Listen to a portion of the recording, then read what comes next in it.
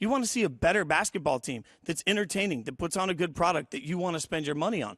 I don't think there's anything wrong with that. Well, it's got to be relative to your orbit, like wherever you're living, like Oklahoma City. We mentioned their goal is to keep Russell Westbrook or one of those guys, hopefully long-term there, so they have something to build around because they've never really had to worry about that problem. They came over from being the Supersonics with Kevin Durant and company in tow, so they were good. They were going to have a quality product there. If you're a team like Atlanta who just stripped down parts, you've got a new arena, you try and sell them and say, hey, we're going full rebuild on this one. We're not going to wallow around like the Knicks have done for the last few years in this weird, trying to compete anonymity, knowing that your team ultimately can't match up.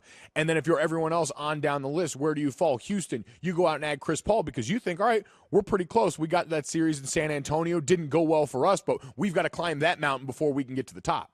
Well, and it can't be lost on everybody that at some point you have to feel like Golden State is going to hit some sort of a wall, be it a contractual wall because of the luxury taxes they'll have to face, or be it a wall that, at some point they can't keep everybody. There has to be some level of hope, and it might not be hope for this year, but it is an eventual hope. The luxury tax is going to play a huge part in how Golden State has to move forward. Well, it's going to play a huge part in the NBA going forward because with all these Supermax deals, with the amount of money going out, that's all we keep hearing is owners need to be willing to spend. That's been something LeBron James has been lobbing at the Cavaliers ownership for a while now, which is I don't care what it takes because I know how much I'm bringing you. Over the weekend, Steph Curry gets that 5-year, $201 million contract, and LeBron says he's still underpaid based on how the value of that team has changed since Steph's rise to prominence and the success that team has had. So when you've got all of these owners showing, all right, we're willing to break the bank, now it becomes how far are you willing to go in that luxury tax, knowing especially for teams like Golden State, you're getting ready to open up a new arena, extra cash coming in there, new TV deal coming up in a few years, extra cash that's going to be coming in there, all on down the way, but not every team is going to have that luxury, and so that becomes the arms race, sort of like what we always hear in college football with recruiting to kind of continue that mantra. If you would introduce pay for play, then you have these schools that have all of the resources. You still have some of that NBA has tried to even out in these small markets with the Supermax deal, maybe working a bit differently. So Bobby Marks, ESPN insider, who again is going to join us at 9 o'clock, according to him, the Warriors will pay a $43 million luxury tax bill this year, a number that could jump to $223 million by 2021. And keep in mind that the Warriors will open a privately funded $1 billion arena in 2019 and 2020. So as much as we talk about the dismantling of the Warriors, don't you also have to have some mindset for them? You're not going to open a new arena and just cut all of the stars. I mean, you can't just come in and say at that point, hey, guys, I know we've been great for years. We're cutting everybody come in for the haircuts. Like, that's not going to work. Yeah, the Atlanta model will wait and see the success or failure of that. But you're right. It's important to bridge that with a comparable product. And worth noting there that word privately funded, the NBA sort of feeling like the anti-NFL at this point. So much of the conversation around the NFL stadiums comes from the fact that public funds are built into that. It stresses taxpayer dollars. And I always find it interesting when we start getting the paydays across the NBA, especially because of how it shakes out, because you've got max deals that guys can sign on the top end. So you get guys that fewer people have heard of getting money. And we heard, NFL players. Sammy Watkins was very open this weekend saying NFL players need to tap into some of this big money. But fans have to love this, seeing ownership spend their money on their team in a way that seems to always be the cry from the stands in any given sport. Mike and Mike, presented by Progressive Insurance. More independent agents sell Progressive Insurance than any other brand. Find an agent at Progressive.com. Now that's Progressive. And if you're just tuning in, we're Progressive. We hope. Mike Golick Jr., I'm Jason Fitz. We're sitting in with the guys and getting you caught up on the big news throughout the weekend. You talk about privately funded, publicly funded.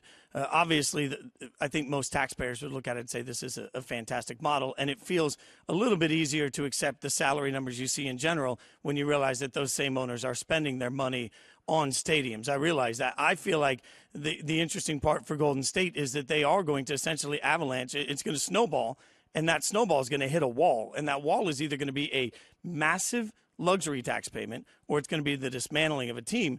And I don't think you can do it. So I think that has to sort of play into the minds of the rest of the NBA. When you go back, you said which orbit you fall into. Well, it depends on what orbit you fall into. But if you are an orbit that you think can compete, you've got two different ways to do this. You've got the 76ers way to go in and say, hey, we're going to just bank on the future and we're going to trust the process. Always important to trust the process. Always important to trust the process. But then they turn around and they add J.J. Redick. They add somebody that can contribute to that team on a one-year deal that doesn't cost them a ton of money. So it makes a lot of sense the way they're building over there. What I'm not sure I can wrap my head around is for the other side, when they're trying to figure out how they want to build, I'm not sure I can wrap my head around how the second, third, fourth, fifth best teams build to the point that they can be better than Golden State. I don't know if the NBA needs it, but that's where my head gets stuck. And I think we've seen some of that already this offseason, but I want to get to this note before I forget it because it's talking about how that's going to snowball for Golden State. Now, they've won championships in 2 of the last 3 years. That lone other year was Cleveland. According to Forbes, the Cavs lost $40 million in their title-winning season, the most of any team in the league because they paid a $54 million luxury tax bill because of that $115 million payroll. So they spent $185 million on its roster, the second highest single-season total in NBA history, and it sounds like Golden State will shatter those numbers if it comes to fruition, all these different things. And so it shows you what a task they've got. They had a tough weekend trying to bring back Andre Iguodala, trying to bring back Sean Livingston, the guys that were glue guys in their roster, and we already saw kind of a preview of what it's going to take, the finagling on their part, to make this work. It's interesting because we always talk about athletes and what they're willing to sacrifice. That's what everybody wants to talk about. Kevin Durant goes to Golden State. He wasn't willing to sacrifice enough to win. And you hear that conversation. Here's a team deciding, hey, what's a championship worth? We always ask that question, what's a championship worth to a player? At what point do you ask, what's a championship worth straight out to a team? Because what I'm seeing there is a team that is saying, hey, I don't care how many hundreds of millions of dollars I have to spend. I want to continue to win championships. Isn't that, in some way, if you compartmentalize any fandom out of it or any business mind out of it, just the mentality that a team will spend that kind of money for a championship is kind of amazing. I think it's kind of awesome. That a team will spend that kind of money, that one of its star players will take less money so that they can bring back a guy like Andre Iguodala, all of that adds up to exactly what the rest of the NBA is so afraid of, a group that's that committed to winning. Well, we'll continue the conversation, obviously, throughout the course of the morning. A ton of NBA news to go through. Straight ahead, a unanimous decision in the Pacquiao fight, but fans were unanimous in thinking it was wrong. Joe Tessitore is going to join us. We'll break all of that down. But first, Mike. A word from Shell. Hey, listeners, there are a few ways you can get rewarded. You can get that promotion at work or hit the winning jumper at your pickup basketball game or play the sick card when your in-laws invite you over. That's rewarding, no doubt. But here's an easier way to get rewarded, by filling up at Shell. Because now when you join the Fuel Rewards program, you get rewarded with instant gold status. That means you save on every fill every day. So basically you never have to pay the full price at Shell again. That's like a reward every time you fill up. It's their way of saying thanks for choosing Shell, and come on, don't you deserve to be rewarded? So join now at fuelrewards.com/ESPN or pick up a Fuel Rewards card at a participating Shell station or download the Fuel Rewards app to join. It's easy, so many ways to sign up, so much savings at Shell. Join now. Back after this, it's Mike and Mike. It's Mike and Mike on ESPN Radio, ESPN2. You can tweet us at Mike and Mike on the 1-800-Flowers.com Twitter feed. Got a few coming in here. Kevin on Twitter says, at Mike and Mike, sports are supposed to be games about competition. The fact that athletes get paid is a bonus. Don't compare a sport to a job. I don't know what nonsense this is in reference to, but those are two warring crowds, I think, that we mistake for operating in just conflict with one another. Where it's either do your job, it's a job, or sports are a game, you should be lucky to get paid. Like, reconciling those two is impossible. And I think that at some point it is no matter what you think of it personally, for the guy that's doing it, it's a job. It's how he feeds his family. It's how he provides for his future. So it is a job. And in that situation, just because he has a job with a better payoff than most of us doesn't mean that he doesn't get to choose his work environment the same that the rest of us would get to. So I get a little fired up about that one. So that's a good tweet. Did you see any here that stood out to you? Yeah, I think you look at The jerk tweets in.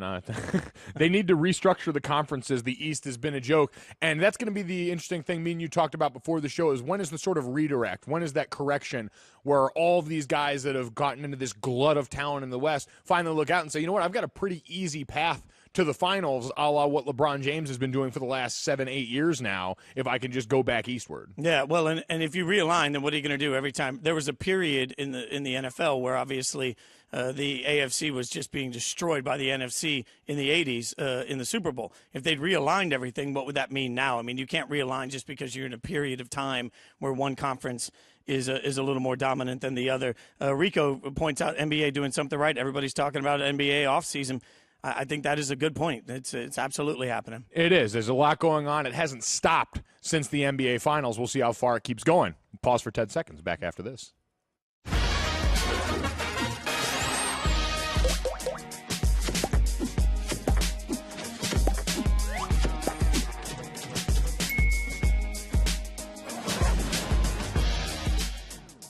It's time for Straight Talk Wireless, brought to you by Straight Talk Wireless. Best phones, best networks, no contract. Mike, you're listening to Mike and Mike, ESPN Radio, ESPN2. Mike Golick Jr., I'm Jason Fitz, sitting in for the guys, presented by Progressive Insurance. We need to have a conversation. What's going on? You were a fantastic follow on Twitter, by the way. And I don't just say that because, we're friends. I don't just say that because you work for ESPN. You tweet out entertaining things that make you scratch your head. But I was a little fair assessment. I was a little, let's say, thrown back yesterday. And again, as somebody, I lived a lot of my years on a tour bus touring as a musician.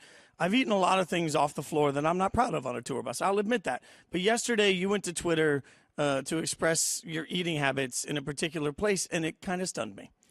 I don't know why it should shock you. You've known me for long enough at this point. For those that don't know, Jason and I did a college football show on Mondays on ESPNU last year, so got to spend a lot of time and a lot of meals together. So none of this should be shocking to anyone. But yeah, I was in the Indianapolis airport. I was coming back from a wedding. I was in a bit of a rough state.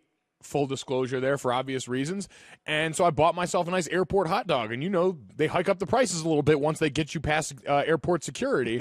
And so when my hot dog took a tumble down onto the floor, I had a choice to make. And it was like time stood still. Like, you know how they talk about the 5-second rule? Everyone was asking me about that. I have no idea how much time passed. Could have been 5 seconds, could have been 5 minutes. But I was locked in that moment trying to decide if I was going to prioritize my own happiness. And I chose joy. I chose that hot dog, dusted it off a little bit. Shout out to the Indianapolis airport, by the way. Impeccable floors that I found out afterwards. Straight Talk Wireless, nationwide coverage on America's largest and most dependable 4G LTE network. There's a couple things here. One, we share something in common there because inherently you're cheap. That's what that says. You don't want to go buy another hot dog. No, God. I'm with you. Once you spent that hot dog money, you're not going to spend hot dog money twice. That's not going to happen. I don't got hot dog money yet. You might as well just get a steak at that point. You can't do that. But the second part of it, and I'm not particularly proud of this, is I wanted to give you a reason for hope. So I actually, at the time, I Googled the 5-second rule because there's been a few medical studies on the 5-second rule. So I was like, I'm going to give him support. However, it looks like it's not so much about the length of time, it's about the amount of bacteria on the floor. So I was hopeful I could give you scientific research that says 5 seconds was going to be okay. Turns out it's not. I'm pretty adept at spotting bacteria, though. It's one of my unique skills.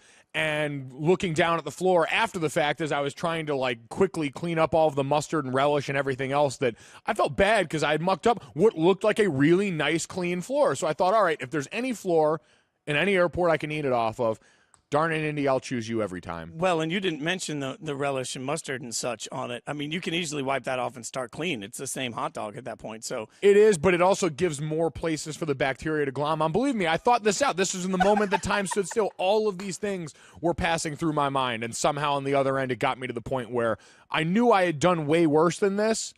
So I would have a lot easier time reconciling this internally, and that's all that matters. The really smart people that help make the show happen, because it's certainly not the two of us, have pointed out that the Mythbusters guys tested the 5-second rule. It was busted. It is all about the bacteria on the floor. But I thought of you in a sports context with this last night, because here I am sitting, getting ready for the show today, and I'm going through all the notes, and I look up at the highlight reel, and I see Yasiel Puig, and he's not pleased, and then he has this moment with his bat, where he decides that when he's not pleased with the way he's swinging, apparently he now does this.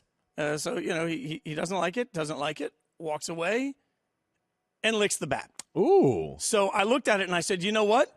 If Puig can lick the bat, you can certainly eat the hot dog off the floor. That was my defining moment. I came to your aid in that defining moment. I appreciate you and Puig helping me out on that one. And I wonder if they're going to look into it. Is that doctoring the bat?